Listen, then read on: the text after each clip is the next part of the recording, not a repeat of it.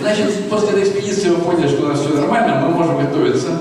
Это мы закончили в апреле, в июне 1989 года, и уже в июле, а не в июне 88-го, через год ровно мы собрались опять в Миннесоте для того, чтобы вылететь нашу главную экспедицию, которая должна была, в общем, начаться.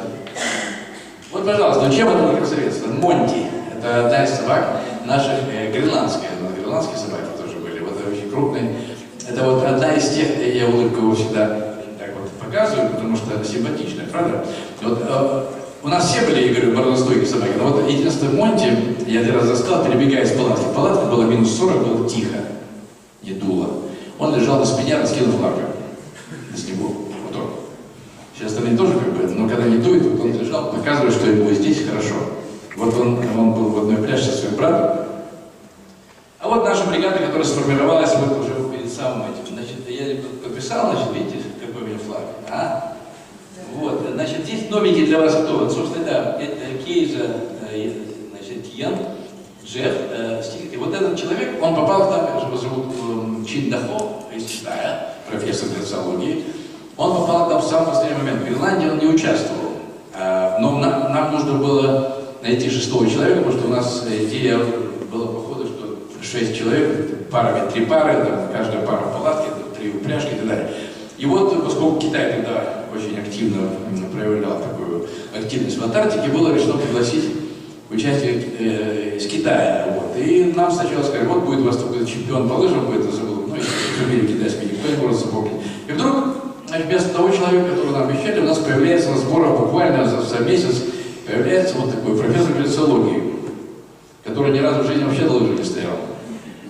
Вот. И, собственно, я думал, что он приедет в Китай, сейчас я перемещусь с 6-го места, поеду секунду 5-е. Нифига, он, оказывается, английский знал лучше гораздо, чем этот. То есть я остался на 6-м месте, но не важно. А он, значит, со своими лыжами, значит, на вопрос корреспондентов, которые спрашивали Стига, как вы берете с собой человека в такую экспедицию, который ни разу не ходил на лыжах, ответ был очень лаконичный, простой. 7 месяцев достаточно даже для китайского профессора, чтобы научиться, как ходить на лыжах. На самом деле, первые 2 месяца он просто бежал за упряжкой, не мог на лыжах стоять. Вот, похудел, его было с чего сбрасывать, как все приличные ученые, он весил свыше 90 килограмм.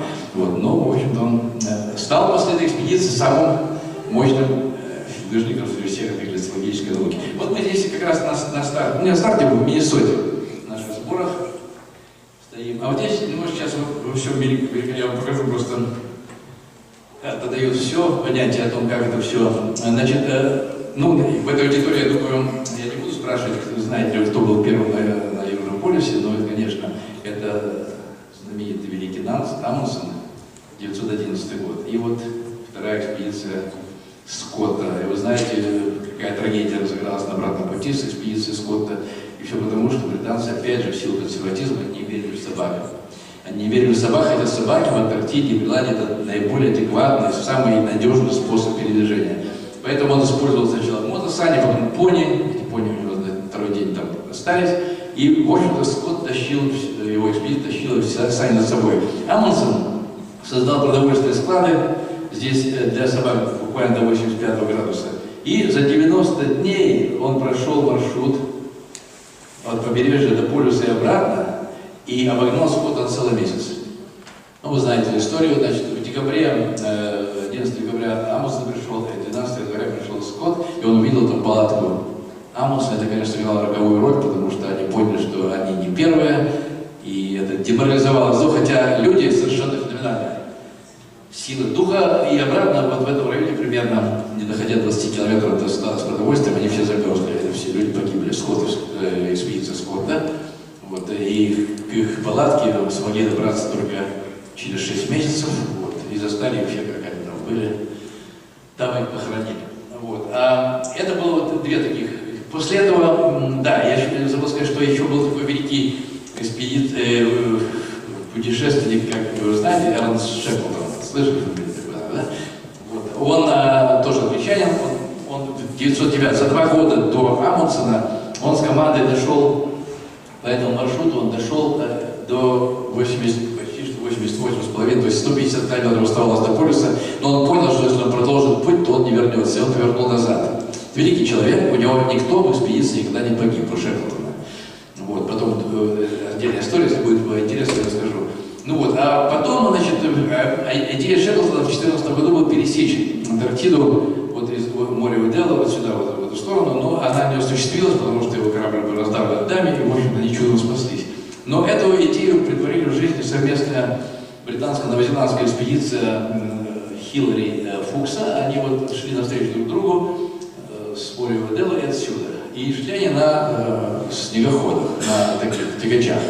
Использовали собак для разведки трещин. Это был 57-58 год. Ну и вот потом мы решили, что нам терять нечего, давайте замахнемся на самого Шекспира и пойдем вот прямо отсюда, вот сюда. Ну, длиннее, конечно, можем представить, наверное, может, нет, длиннее нет, померили. Вот такой маршрут тоже, он примерно такой же получается. Но начало у нас нужно было что-то где-то начать и где-то закончить. Здесь находится станция Мирная, и отсюда мы могли вести собак себя на кораблях. Вот. Ну и чтобы, значит, понять, как это все, какой маршрут пройти, значит, конечно, подготовка была большая. Я вам покажу, что вот на этой карте как раз обозначено. Мы не должны были, создали 11 продовольственных складов, начиная с старта до Южного полюса, каждые 300 километров. Годом раньше мы с помощью авиации завезли продовольственные склады для собак и для себя. И потом уже шли от склада к складу. Ну, такие хорошо, там можешь составить, никто ничего не пройдет, уверяю вас. Единственное, что мы по объективным причинам из 11 не могли 4 склада найти, и просто их замело, и мы не нашли. Но у нас было так запланировано количество нашего, сказать, провианта и снаряжения, что мы могли один пропустить. То есть 2 подряд мы пропустить не могли, нам бы не хватило. Но один могли. Вот, поэтому вот здесь вот как раз на этом участке было 11 складов, да. Вот эта зона недоступности, здесь вообще никто не ходил. В 1959 году наши тягачи прошли с визитом дружбы, прошли со станции Восток на станцию Южнопольск, американцам. Вот я читал отчеты, все как один говорят, что там очень рыхлый снег. Знаете, Антарктида, она вот в середине здесь вот. Там лед кристаллический начинается примерно на глубине 150-200 метров. Сначала идет снег, потом фирн. И поскольку там очень низкая влажность и низкая температура, то смерзание не происходит, там как песок этот снег, то есть по нему скольжение очень слабое. И мы думали, что, в общем-то, тягачи вязаны. Там, знаете, когда идешь, он под себя мотает, он просто проваливает. Почка падает, она уходит туда. Вот. И мы опасались, что здесь мы тоже завязнем здесь с собаками, но нам повезло, что радиационная корочка, вот от таяния, которая возникает 2 сантиметра на поверхности, она достаточно прочная, чтобы держать булыжников и собак. То есть мы проскочили этот участок достаточно быстро. Второй вариант был то, что высота. Вы прекрасно знаете, что станция Восток, чем она отличается? Полюс холода, здесь температура.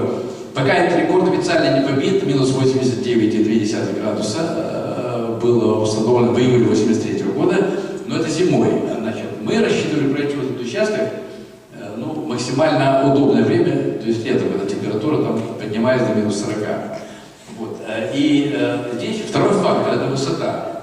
Высота станции Восток над уровнем моря 3400 метров, но в Антарктиде, поскольку и в Антарктиде, и в Арктике, там, поскольку слой атмосферы поменьше, то там по давлению кислорода это примерно 5000 метров. Поэтому, когда ты прилетаешь на станцию Восток, если читали книжку Санина «72 градуса», читали? Там он очень живо пел. Я, кстати, тоже по мотиву этой книжки, когда первый раз в 1973 году полетел на Восток, думаю, ну сейчас. И точно как в книжке, наш самолет сел на Востоке, мы летели с Мирного. И первый восточник, когда зашел, у него было лицо цвета такой, знаете, очень такой свежее свекло, то есть такое фиолетово-красное такое. Как у Санина написано, такой, вроде так ничего. И как-то я почувствовал, что я выхожу из самолета, и вроде как-то эта высота не сильно влияет. Я думаю, ну, Саня, может быть, что-нибудь он так преувеличил. Ну, и мы пошли в эту станцию, потом руководитель нашей группы сказал, что забыл портфель самолета, просил меня принести. И я, недолго думая, решил сбегать. Это было начало конца, в общем, я сбегал, потом сел и звездочки очень долго ловил. То есть там акклиматизация очень непростая происходит, поэтому, когда прилетаешь на самолете с берега сразу на эту высоту, то там 2-3 дня все практически неработоспособны. Вот, существует специальная методика, как быстро акклиматизироваться, но это для отдельного случая. Вот. И у нас обращение было про собак. Вернее, у всех, кто наши планы выслушивал, вы там собак ставите. Но поскольку мы до этой высоты, как вы понимаете, с уровня моря шли 6 месяцев, то у нас акклиматизация была еще лучше, поэтому наши восточники, встречавшие там, которые зимовали, они двигались с одышкой, а мы двигались совершенно без. Вот. А дальше, смотрите, вот здесь у нас сюда создать склады отсюда было очень дорого, поэтому мы каким образом здесь, вот на этом участке, у нас дважды прилетал самолет Twin Otter и привозил прямо нам, 2 раза привозил продовольствие для собак и для нас. Чтобы он нас не потерял, мы каждые 2 километра строили снежные пирамиды из блоков снега, чтобы он там нас мог найти. А дальше, со станции «Восток», здесь наступала зона ответственности советской антарктической экспедиции, и предполагалось, что все снаряжение и продовольствие будет доставлено морем в Мирный с этим нашим снабженцем Академией Федоров, который снабжает все станции, и потом будет заброшено на восток, и с помощью самого тракторного поезда, который здесь ходит дважды в сезон, он снабжает станцию «Восток», из Мирного ходят тягачи, там 10 тягачей, везут топливо, все. Он просто на этой трассе будет нам это продовольствие оставлять. И в это время, смотрите, когда получилось, что вот когда буквально еще накануне экспедиции, когда этот корабль подошел сюда, это был ноябрь, декабрь 1989 года, значит, нам позвонили, сказали, что весь контейнер с вашим продовольствием упал в море. При разгрузке вертолетом отцепился и упал. Мы потом долго смотрели, думали, как это могло быть, сознательно или нет. Короче говоря, получилось так, что мы на этом участке, у нас не было ничего. И тогда был брошен клич по нашим станциям, по Мирному, по Востоку: товарищ полярники, поможем международной экспедиции. Мы, конечно, собрали. И мы, вот этот последний участок, мы перешли на российский рацион. На российский рацион, который, в общем-то, мне был... Вот я там скучал по хлебу очень, потому что у нас галеты были. Мама мне сделала сухарей черных, там 16 килограмм сухарей, которые тоже нужно было грызть аккуратно, потому что зубы дороже. Вот. А здесь наши ребята нам на Востоке сделали, в общем-то, ну, там была, например, гречневая крупа. Ну где, я даже не знаю, что такое гречневая крупа, они вообще не знают, что это такое. А они сделали наши гречу была кильки в томате. Твердая копченая колбаса, которая завалена, все станции завалены, там докторская на вес золота, твердая копченая колбаса, это вообще расходный материал, ведь там он не портится, поэтому... Короче говоря, да и хлеб был, спиртовый хлеб, на станции заводит спиртовый хлеб, черный, белый, он в таких вакуумных пакетах пропитан спиртом, его надо греть в духовке, получается настоящий хлеб. И, собственно, здесь мы перешли вот на это, уже заменили свой рацион, про рацион я скажу, если будут вопросы, но, в общем-то, таким образом прошли этот участок. Здесь, значит, 1500 километров, в общем-то, мы прошли точно по этим следам тягачей. Вот наша бригада, теперь мы после того, как мы карту посмотрели, посмотрите, как мы здесь готовимся, перед нами карта Антарктиды, мы по ней путешествуем карандашиком, это очень удобно делать, очень быстро, можно пройти всю Антарктиду за 5 минут. А когда ты движешься и смотришь, что каждый день там на карте у тебя 5-миллионки, там у тебя сантиметров 80 весь маршрут занимает, а ты каждый день проходишь по 8 миллиметров, это не вдохновляет. Вот это просто кадр, видите, здесь в фильме тоже будет. Нас не то чтобы сильно мучили врачи перед экспедицией, но для спонсоров нужно было показать, что, в общем, мы люди внутренне здоровые, то есть нам можно доверять. Единственное, серьезно, чем занялись, это зубами, то есть нам провели по несколько часов в американском дентистском кресле, и вырвали, как обычно, все лишнее. А здесь это стикер ни к чему он не подключен, просто он здесь снимается, вот здесь бригада наших киносъемщиков, Лоран Шевалье, он снимает для того, чтобы спонсорам показать, что мы молодцы, и нас аккуратно можно допускать в экспедицию. Экспедиция очень масштабная была. Вот эта яхта была построена специально для нее, как связное судно. То есть общий бюджет экспедиции был $9 миллионов. И главный спонсор у нас, кто спонсировал, это была компания Cortex, она тогда только выходила на рынок. И страховая компания UEP, вот здесь написано, видите, UEP и Cortex, они построили эту яхту длиной 36 метров, шириной 10 метров, алюминиевую. И ее назначение было, чтобы она шла из Пунта-Ареноса, из Чили, шла вокруг Антарктиды, и с ней у нас должен быть радиоконтакт. Так предполагалось. Да, сначала мы думали, планировали, что мы на этой яхте из Нью-Йорка под звук фанфар и так далее вместе с собаками отплывем к Антарктиде. Глупейшая идея совершенно. То есть, то, что как было тогда, когда и Амундсен, и Шеклтон, и Скотт, они же на кораблях туда шли, по-другому как, самолетов-то не было. Но они шли на деревянных кораблях, раз, там они были более просторные, то собак можно было сохранить при переходе через экватор на этой яхте. Но нам бы собаки, конечно, остались бы в основном там, потому что они не выдержали бы такого путешествия. И слава Богу, что мы эту идею умножили на 0. И вместо этого полетели на нашем Ил-76 в Антарктиду. Но это отдельная история. Вот здесь, как вы видите, здесь погрузка наших собак в Миннеаполисе. Самолет Ил-76, это был один из таких факторов участия советской стороны во всей этой экспедиции. Вот, был предоставлен самолет Ил-76, значит, и мы его встречали в июле в Миннеаполисе. Я встречал на трапе. Первый появился, конечно, наш самый главный полярный Артур Николаевич Ангаров. И сказал: видите, у нас один двигатель не работает. Вышел из строя на Чикаго 1 из 4 на Ил-76. А бригада, шеф-пилот был Стас Плеснюк, это летчик-испытатель КБ Ильюшин. Это очень бригада была очень мощная, конечно, собралась. Много прессы было, был писатель Ильян Семенов, много-много было людей на борту, которые должны были участвовать в старте экспедиции, но выяснилось, что один двигатель не работает. Американцы, конечно, сказали: ребят, мы там на 3 мы вас не выпустим.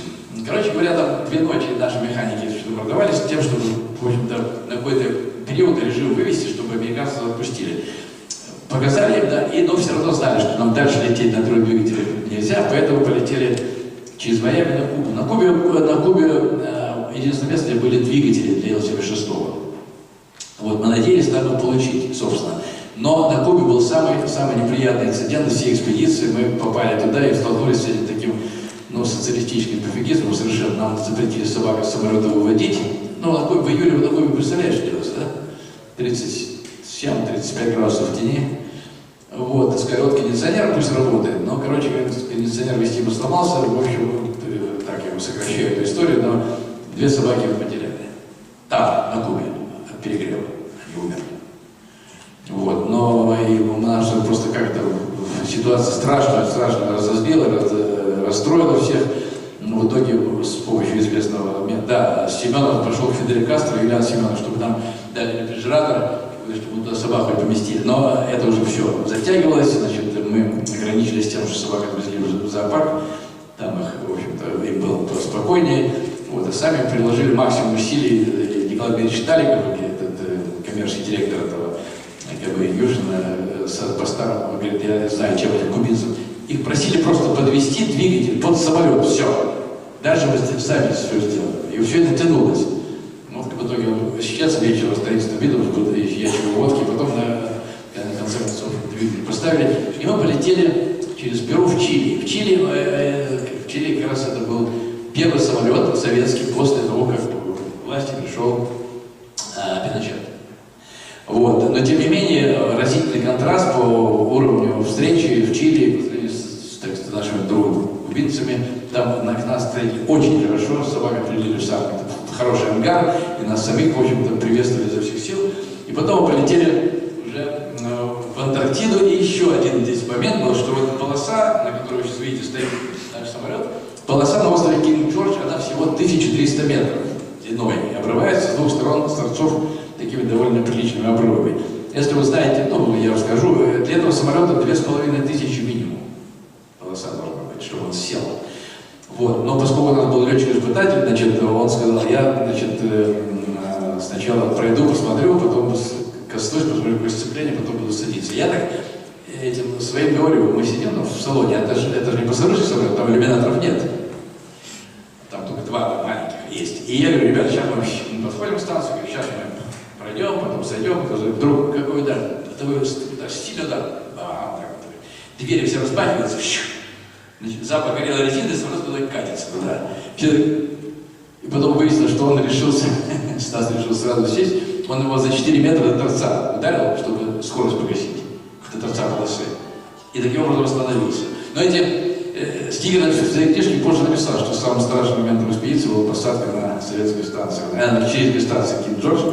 А чилийские летчики, наблюдавшие посадку, потом говорят: вы что, вы самолет из титана сделали? Говорят, у нас бы все двигатели уже улетели от такого удара вперед. Тем не менее, мы сели там и очень перекрестились, что мы наконец-то на этом. И пошли в наш поход. Это было начало, это было 15 секундочку, 27 июля 89 года. Вот первоначально маршрут пролегал вдоль по леднику Ларсена. Кстати, ледник Ларсена, вы слышали, может, вот недавно, так, месяц-два тому, огромно откололся кусок такой картины. Большой-большой, 116 тысяч квадратных километров. Как раз это тот ледник, по которому мы шли.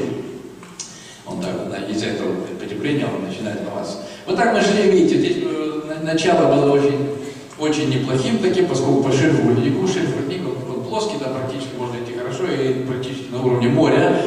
Поэтому мы шли, и, в общем-то, при температурах 15-20 градусов, собственно, почти что отдыхали 2 недели, но до тех пор, пока не повернули на плато антарктическое. Я скажу, что да, начало июля это еще ночь, ну там светлого времени где-то 5 часов примерно. В общем, у нас были керосиновые лампы или свечи. Во всяком случае, мы шли не так много, светлого времени было всего 5-6 часов. Тем не менее, мы размещались по двое в палатках с перспективой замены партнеров. Вот, это был такой изначально такой способ, в отличие от способов, которые используют наши путешественники, скажем, шпароры, когда все в одной палатке сидят, дежурно назначается, там, варит кашу, всех будет и так далее. У нас каждая палатка жила своей жизнью и по своему расписанию. Единственное, что фиксировалось, это время выхода из палаток. Для чего? Для того, чтобы как-то более-менее синхронно начинать рубить лагерь. Когда ты встаешь, и во сколько никого не волнует, что ты ешь, никого не волнует. Ты сам выбираешь, что ты хочешь есть, из того, конечно, рациона, который есть.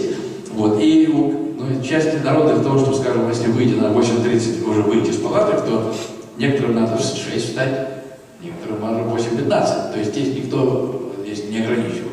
Поэтому это способ движения. Вот у нас мы начинали со Стигером вместе. В итоге, как посчитали журналисты, мы с ним по всем экспедициям провели вместе больше 500 ночей в палатке, больше, чем некие брачные союзы, скажем. Да, действительно, так и есть. Но менялись каждые 1,5-2 месяца. Да, и каждый раз получался, как бы ты попадал в другой мир, на самом деле. Но здесь, видите, я, поскольку был представителем Арктического института, для меня взвалили такую миссию, называется научный руководитель проекта. Я был там ученый, как бы. Вот. Ну а что там, мои локаторы не потащишь, поэтому я исполнял функции местного метеоролога. У меня был анимометр, 3 термометра, который сразу разбил в первый день, значит, и говорил, оперировал понятие холодно и очень холодно, без градации. А анимометр тоже мне погнулся, он показывал скорость совершенно не то. Но не важно, я другое еще измерял концентрацию приземного озона. Мне дали такой приборчик, который должен был измерять. Но ничего так, вот, видите, на санях какой здесь груз, в основном собачий корм. Вот это как раз вы видите здесь, что он себе представляет. Да, и вот, значит, получилось как, что у нас было 2 саней вот таких эскимосских, которые я показал на предыдущем кадре, и одни сани конструкции Нансена. В чем отличие? Значит, у Нансена конструкция, она имеет некую поперечную прочность, там арки есть такие. А эти просто 2 полоса, скрепленные пластинками, они предназначены для путешествия по морскому льду, где нет гор таких, где тормоза не нужны. Здесь у нас без тормозов мы поняли, что это очень и очень плохо, потому что во время спуска с одного ледяного лба мы со Стигером увидели, что у нас сани перегоняют собак. Нам остановить было никак уже, и поэтому мы решили остановить их, естественно, повернуть их так немножко торцом, естественно, сломали сразу моментально полос один, раскрошился полностью. Вот, и из второго полоса мы распилили, сделали 2, и получились маленькие санки, которые я вез до того, как к нам прилетела киногруппа, она у нас 2 раза прилетала и привезла другие сани. Ну вот это все подъем на плато, видите, еще горы какие-то есть, это потом, когда все это пропадет, потому что мы поднимемся на великое антарктическое плато, и здесь подъем вот по этому леднику, длительность длиной 11 километров, то есть 40 дешевле ледника на 2200 метров, подъем был 11 километров, шли 3 дня, потому что очень сложный подъем, очень рыхлый снег, собака приходилось тащить, очень и очень было непросто. И, конечно, сразу, как только мы вышли туда, в зону склона, ледникового склона, появились трещины. Ледник движется, вы знаете, пластическая масса, он движется с разной скоростью. В одной леднике есть несколько метров в сутки, это большая скорость. Есть там меньше, но и при движении, естественно, происходит растрескивание. Вот. Но, к счастью, вот мы, как первый раз собака у нас провалила встречную, вот здесь они встречи закрыты снежными мостами. Они читаются, когда хорошая погода, видно, но тем не менее мосты есть, и в этот период года лыжники, в принципе, держат. Собаки, имея больше удельный вес, удельное давление, неправильно сказал, на лапки свои, они проваливаются, как правило.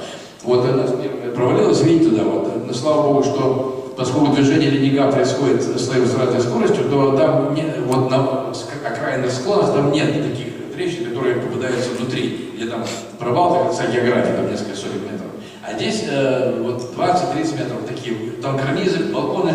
Короче, собака наша упала, здесь первый глубину метров 8, вот она лежит, видите, там. Вот, и, естественно, мы спустились, его забрали, спиннер, бедняга, провалился. Главное, что остальные собаки не чувствуют этих трещин, подходит, здесь надо все время смотреть, чтобы другой не нырнул за ней. Они ведут все очень по-разному, но хранят молчание, это всех пугает. Вот она упала, она в шоке и молчит, то есть не скулит, ничего. Вот. И, ну что, снег там, как правило, не сильно калечились, не то, что не сильно, вообще никак не сильно пропадали в этом случае. А вот этот случай, он фильм будет, если дойдет до фильма, очень завтра. Это «Спасение Баффи» называется. Вы видите Баффи? Вот. Баффи. Как в любом человеческом коллективе есть и в собачьем. Есть собаки, люди, не знаю, которые имеют, ну как бы, знаете, харизму. То есть они очень зачастую могут плохо работать, но как-то, но характер такой открытый, положить, что их любят. Хотя, как рабочих, в данном случае рабочие характеристики, не на высоте. Вот этот Баффи, он меланхолик, он о чем-то все время мечтал, о чем никто все время. Он никогда не тянул в полную силу, никогда. Видно было, он бежит, у него это провисший, поводок провисший. Вот. Но был такой красавец, и такой он был, что, ну, как под него относиться. И все время, как со всеми, кто, в общем-то, сильно активно работает, случаются всякие передряги. В Ирландии он решил покончить жизнь самоубийством, я бы сказал. Да, он впал в меланхолию, вспомнил за девушку свою Миннесоте. Короче говоря, он бежал, не тянул, и Этьен решил его освободить, он отпустил его, он бежал рядом, он не тянул. Этьен, а там, когда идешь, ну так вот, то есть ты не впереди, не должен смотреть, куда идти, то держишься этой штуки, может даже спать, кемарит.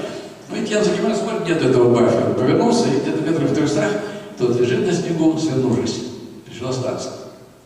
Вот он. Ну, конечно, мы его захватили, а здесь вот все прошли, все 35 собак, все прошли, все, а Баффи провалился, один, вот он. Но здесь, кстати, его спасло, что он был в пиджаке, вот там гортексовском оранжевом, и он не выпал, он повис там метров 500, вот, большая трещина, там вообще не видно был такой, чернота и все. И он висел на этих постройках, и мы молили Бога, чтобы только он не вывернулся, потому что если он вывернулся по строкам, а в это время с нами киношники были. И они увидели, говорят, ребята, стойте, я говорю, какой стойте, чтобы мы держим его за лапу, нас свесили за стикером. Они пока разворачивали свою аппаратуру, короче, в кадр, в фильм вошел этот кадр с бассейна, не постановочный, они снимали его. То есть мы Баффи этого вытащили оттуда, слава Богу, что он не вывернулся, и, в общем, остался. Вот, смотрите, разве можно это видеть? А это второе падение, вот тот мой друг, братья Пахроева, который у меня в Ирландии поел хак. Он упал здесь уже серьезно, 20 метров 22, наверное, была трещина туда. Вот его Джефф извлекает из трещины, видите, так, спускались. Ну, в общем, к счастью, ни одна собака в трещине не погибла, хотя падали, иногда падали группами.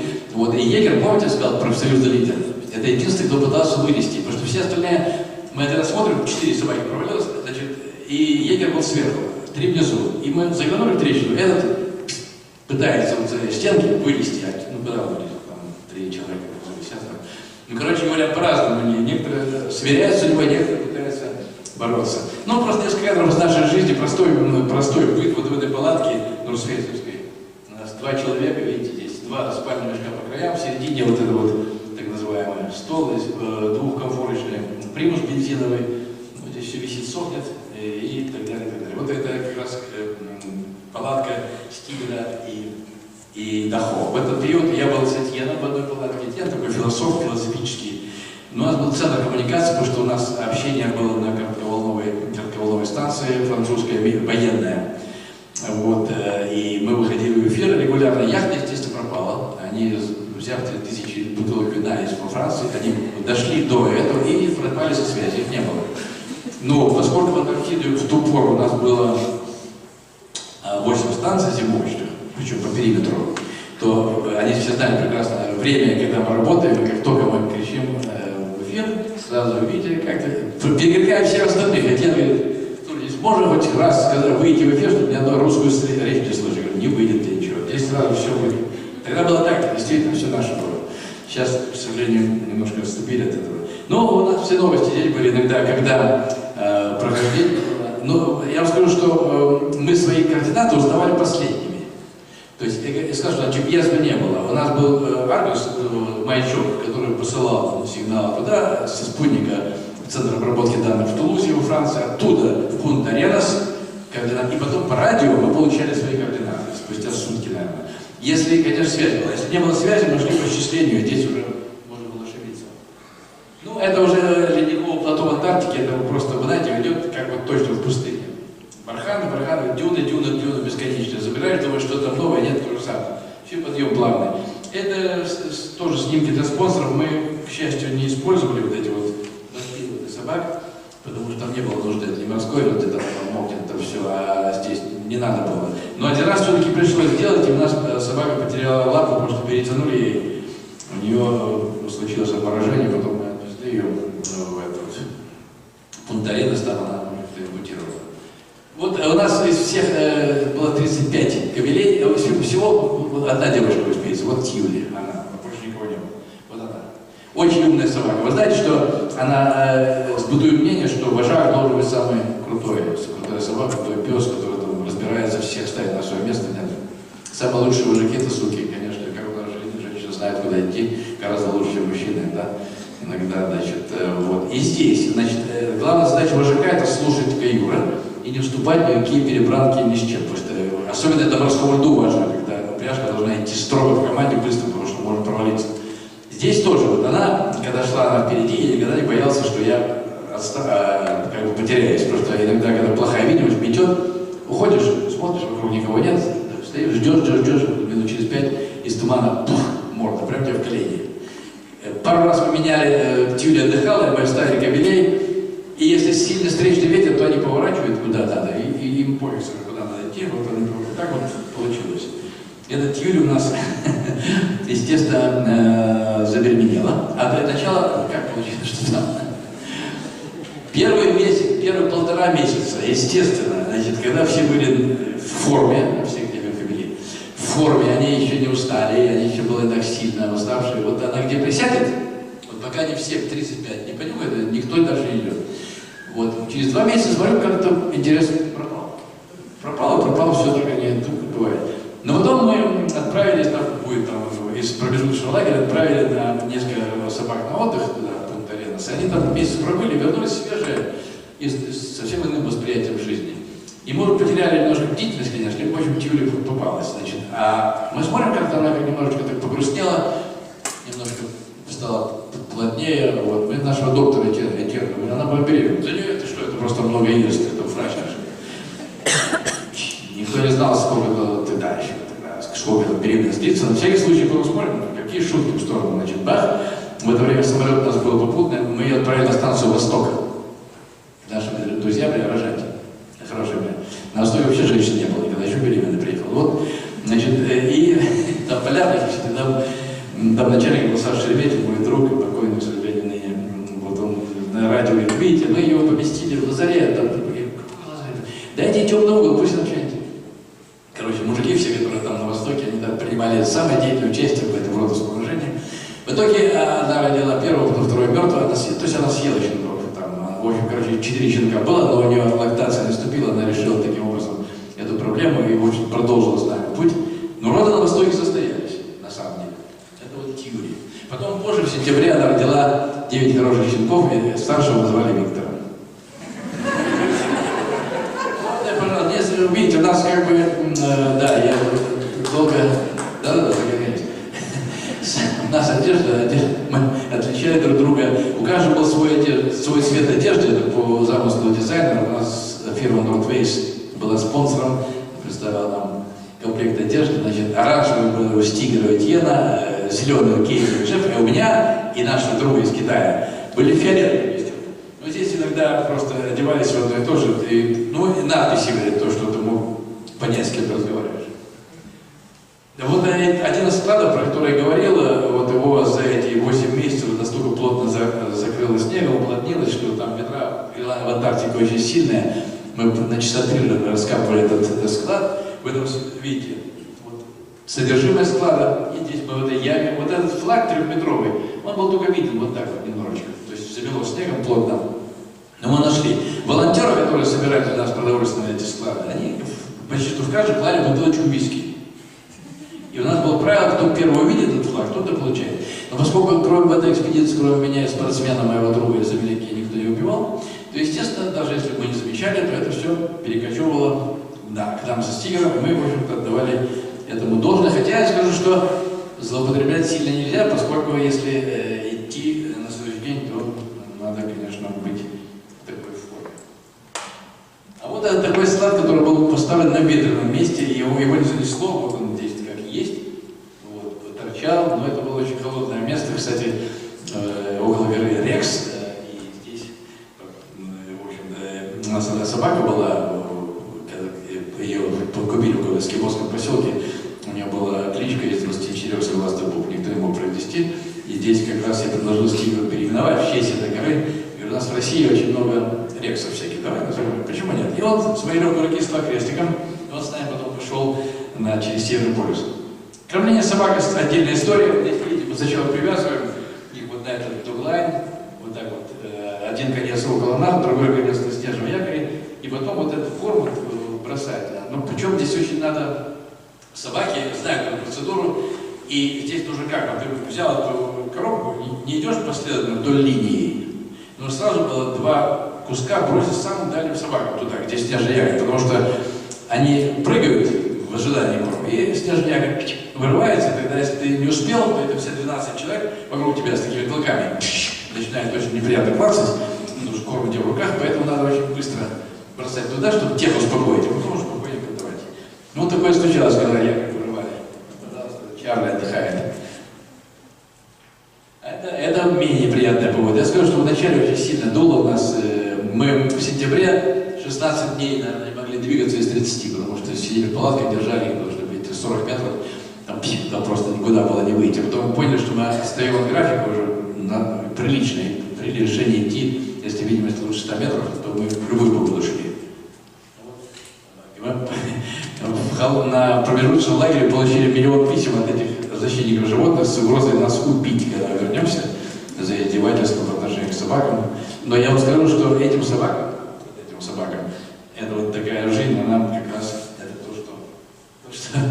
то, что для них интересно. Вот когда пурга 2-3 дня, я говорю, что просто они скрываются под снегом целиком, там вообще не видно ничего, но надо каждые 3-4 часа выходить и выдергивать доглайн. Почему? Потому что они мочатся до себя, и это примерзает, эта штука. Если их не выдергивать, не освобождать или то их можно засыпать, то есть они могут задохнуться.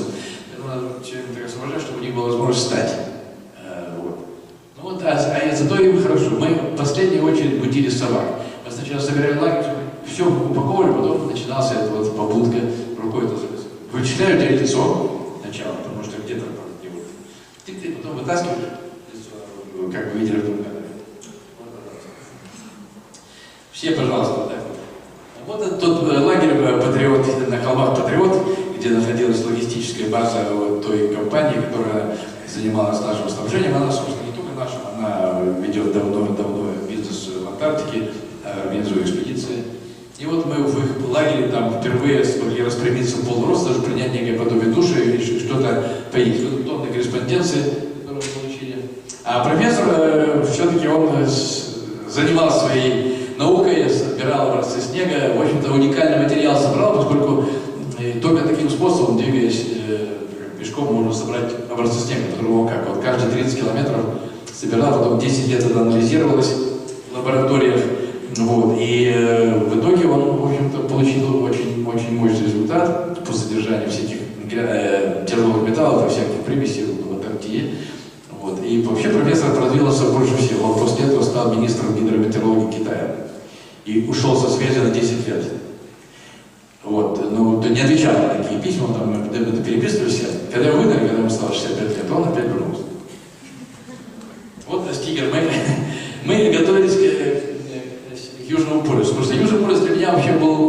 вершины всей экспедиции, вот, потому что станция Восток, я уже по дважды был до этого, для меня это вообще была дорога к дому. А Южный полюс это была мечта. И вот мы готовились, мы знали, что разница во времени у нас с ними, они жили по новозеландскому времени, мы жили по-другому, мы переменили свой график, шли ночью с тем, чтобы прийти, когда у них утро, как приличные люди. Не придешь, когда здесь спать ложатся, да? И думали, сейчас нас там накормят. Мы уже закатали губу, сейчас приедем там в душик, там у нас на Кубе было куплено 6 больших сигар, мы думали, сейчас выпьем, закурим сигары. Но мы пришли на станцию, да, нас проводили. Туда внутрь, значит, провели, у них как раз завтрак, провели компанию в спортзал. Дали нам выступить в течение 2 часов, потому что сказали, ребята, вы часто экспедиция, никаких визитов на станцию, вот 400 метров, не ближе, ставите свои палатки и там живите. А это у них такая, вот американцы немножко такие, значит, чтобы прецедента не было, что коммерческая экспедиция, как бы, да, используют там некие условия и так далее, помощи американской науки. А мне, Обама сказал, Обама можно остаться, мне сказали, потому что я был официальный член Советской антарктической экспедиции, ученый. С тиграми можно очень вода принести или нет? Короче говоря, как я сказал, что надо потом, естественно, потом женщина надзирала за соблюдением этого закона, она улетела в Макмёрдо. И, конечно, руководитель начальник станции дал пир в нашу честь, правда, не в самом лагере. У них в ту пору лагерь был под большим алюминиевым куполом, самостанция. Они большой купол построили с тем, чтобы ее не заносило. В итоге им приходилось этот купол очищать. Вот. А у них еще был сезонный лагерь с палаткой, там все было, горячий душ, телевизор, все что угодно. Вот. И нам это всю ночь мы очень-очень хорошо отдохнули, даже женили этого начальника станции, не знаю. В общем, хорошо там провели время там, на Южном полюсе. И как раз мы пришли через 78 лет и 4 дня после того, как туда пришел Амундсен. И мы стали второй и последней экспедицией, которая достигла Южного полюса с собакой, потому что после нас собаки в Антарктиде были запрещены. Об этом могу сказать попозже. То есть сейчас на собаках в Антарктиде ходить нельзя. Вот мы пришли туда, и, в общем-то, фотографии, как всегда, здесь Джефф старается, да, занять позицию. Ну, вот, да, вот в этой палатке у нас выгнали, естественно, все было. Там, видите, здесь я мастер-класс по... Я никогда не видел столько разных наклеек на водке. Таких даже я не знаю у нас в России, но тебе пришлось попробовать, прежде чем давать пить своим товарищам, менее искушенным в этом деле. Дальше мы пришли на станцию «Восток». Это 1400 километров, я сказал уже, что вы прошли это довольно уверенно. На станции «Восток» нас ждал совсем другой прием. Наши ребята были, и они заморочены этим делом были. Вот. Даже сауну у нас, баню нас отвели. Но мы не смогли больше минуты выдерживать там, при 100 градусах, потому что мы до этого 6 месяцев, почти что больше даже при отрицательных температурах, короче говоря. Но тем не менее, все равно очень теплый прием был. Мы в кают-компании сидели, выпивали. А как раз до Востока у меня в палатке мы жили с Кейзом. Я думаю, давай своим ребятам сделаю сюрприз небольшой. Кейза очень музыкальный парень. И я его учил русскому языку. И песню «Город над волей невой» он хорошо пел довольно. Но я ему сказал, Кейза, вот давай, чтобы нам ребят порадовать, вот мы будем сидеть, наверняка там нас сейчас будет угощать. Когда я тебе толкну ногой под столом, скажи, хорошо такая. Мы с ним убиваем, но слабо уже отвалили, значит, сидят все, значит, этот Кейза заявляет на чисто русском языке. Хорошо как. И все повторили, третий круг уже пошел. А потом наши ребята говорят, слушай, давайте мы поспим у вас в палатке, а вы у нас. А вы только мечтали. И нам пустили в свои палатки, они там колупались в мешках, пока мы спали в чистых простынях, как белые. То есть но уже температура начала падать. Мы же были там 18 января, вот, и с каждым днем на градус прошло 45, 49, 48, 45, 49. Здесь вы видите, здесь как раз вот уже более типичный такой пикник. Кстати, вот эта фотография вошла в число 100 лучших фотографий National Geographic за прошлого века. Вот это называется пикник. Мы едим в основном снег. А вот здесь случай, который показал, что в Антарктиде вообще расслабляться никак нельзя. Вот, за день до финиша мы потеряли Кейза, пургу пропал. Он пошел, вот сильная была, очень сильная пурга перед Берном. Мы стояли в лагере одновременно с тягачами и так далее. Вот. И он выяснил, что дальше он пошел кормить собак, и нет. Мы искали 13 часов. Его за все веревки ходят по кругу, кричат там всякие. Но пурга была такая сильная, что мы не могли его найти, пока не стемнело. Я, видите, в своей жизни дважды терялся, причем один раз на Северной земле. И относительно нормально, потому что знал, что будут искать. Вот. А второй раз в Антарктиде в сентябре 1976 года, там такое чудо. Это просто проведение, там отдельная история. Но я знаю, что когда 40 метров дует, то против ветра практически идти невозможно. Поэтому мы искали его в подветренной стороне в основном, вот, и думали, что там будет. Значит, у нас 150 метров примерно веревки было, мы связали, ходили, каждые 5 метров стали, человек стоял, кричал, но ничего не вышло. Значит, начало темнеть, мы прекратили поиски, потому что ничего не видно. Вот, и решили продолжить, как только рассветет, и решили, у нас дилемма была, и нам нужно двигать было тягачи, которые стояли с нами. Дальше, чтобы район какой смотреть. Но боялись, что мы раздаем, что под снегом. Вот, поэтому мы решили на всякий случай и на ветреной стороне поискать. И сразу, как только мы нашли этого японца, не все было. 150 метров он был от нас. Вот. Слава Богу, не поморозился. Было на самом деле не холодно, минус 10, наверное, было. Но был сильный ветер. И он вышел как бы в костюме, слава Богу, но в носках. В носках гортексовских, но тем не менее, говорит, всю ночь. И сказал, что еще одну ночь могу продержаться. Он пытался закопаться, но это бесполезно. Он говорит, я видел, что вы стреляли. Мы стреляли из ракет. Ну, там была такая, она не то, что низовая метель, но она была такая, то есть метров там 25-30 сверху было видно, видимо, что она так вело. Но мы выстрелили, он говорит, я решил не идти, потому что знаю, что, наверное, у вас ракет мало. Кейзер, у нас было еще 4. Естественно, мы выстрелили, если бы он пошел, то мы не могли стрелять все время. Вот он, конечно, он остался на месте. Поэтому эта технология, которую потом я всем еще говорю, если вы знаете, что вас будут искать, и вы потерялись, то лучше никуда не дергаться. Лучше оставаться на том месте, где вы поняли, что вы потерялись. Потому что это больше шансов, что вас найдут. Если вас не будет искать, то тогда, конечно, надо выбираться. Вот нашли бы Кейзер, это был самый счастливый день. Вот видите, как мы так связались, его ищем. Этот кадр вошел в фильм, но, естественно, уже после того, как мы его нашли. Мы его нашли, а теперь этот режиссер говорит, а теперь, ребята, поиски Кейзера, кадр номер 2. Я говорю, конечно. И все рожи такие веселые. Вы делаете рожу, будет нормально. Потом все говорят, Кейзер, все так, значит, уже рады, что он сидит, привязан за ногу, я привязал, что он дальше. А вот, смотрите, если финиш, это, в общем-то, было довольно... Нам сказали, что мы должны прийти в Мирно в 19 часов 10 минут, потому что там была прямая трансляция. Мы привезли, это была первая прямая трансляция телевизионной Антарктиды. Вот, и мы должны были прийти в 19 часов 10 минут. Мы стали от 5 километров, и как только время прошло, и пришли здесь. На станции Мирно нас встречали, вот, шампанское и так далее, все хорошо, все уцелели. Вот, и потом мы сели на пароход профессора Зубов и пришли в Австралию. Из Австралии полетели мы сначала вообще во Францию. Вот здесь вот показано, как встреча в Миннеаполисе, где столица Стига, там человек, наверное, 5 пришло на эту площадь, вот с собаками стоим. Вот, это в Париже мы сделали остановку, нас встречал президент ветеран, вы видите его.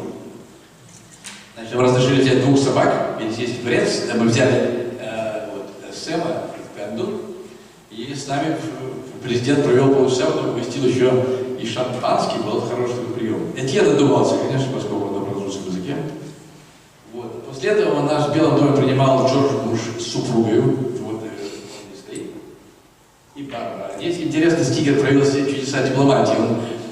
В Белом доме было все строже, там одну собаку разрешили взять, чтобы мы еще помыли, мы Сэма помыли, чтобы понял, он там бегал, задирая ногу под каждым кустом в розовом саду, там охрана была в ужасе, да. А у нас, значит, ступеньки, значит, были там бумажки с фамилией, как нам встать, спиной к выходу, где президент будет выходить.